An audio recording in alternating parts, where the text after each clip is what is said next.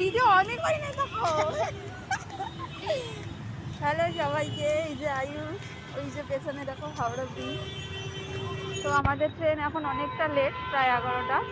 এতক্ষণ হাওড়া স্টেশনে আমরা বসে থাকবো, কারণ আজকে উচ্চ মাধ্যমিক পরীক্ষা শুরু হচ্ছে। তো রাস্তায় অনেক জ্যাম হবে, তাই। ওই যে পেছনে আমার ছেলে আছে, দেখা দেখো বোন আছে, ওই যে আমার ছেলে পেছনে। ঠিক আছে, চলো টাটা। এই দেখো তোমাদের ছোট ব্লগার কান্না করছে, দেখেছো? কি হয়েছে তোমরা একটু জিজ্ঞাসা করো তো।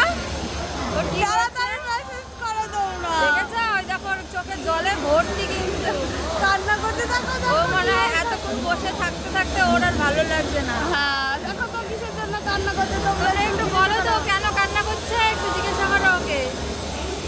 ছোট্ট আয়ুষ ব্লগার কান্না করছে, দেখো চোখে দেখো বন্ধ হয়ে গেছে, এক বোতল জল পড়ে যাবে কিন্তু। এই যে ওর দাদা, পচা দাদা। এই দেখো এখন এসে নামলাম দীঘাতে।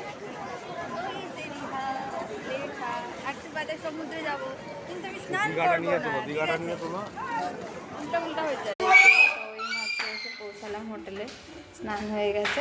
আজকে বিচে যাইনি স্নান করতে, তো এখন যাচ্ছি খেতে। ঠিক আছে, আমাদের খাবার ভিডিও শেয়ার করছি। গাইস, খেতে চলে এসেছি। এই যে ভাত, ডাল, এটা হচ্ছে এঁচড়ের তরকারি, আর এটা একটু কোনো একটা ঘ্যাট হবে, আর এটা হচ্ছে মাছ, কাতলা মাছ। দুই ছেলে বললো কাতলা মাছ খাবে, তো কাতলা মাছ হবে।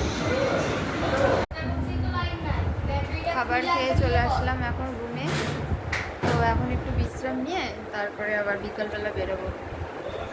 ঠিক আছে, খুব টায়ার্ড লাগছে, ভালো লাগছে না। সেই কখন উঠেছি, 3:30টার সময় উঠেছি। তো ট্রেন লেট ছিল, জানতামও না যে 6টার ট্রেন দিয়েছে 11টার সময়।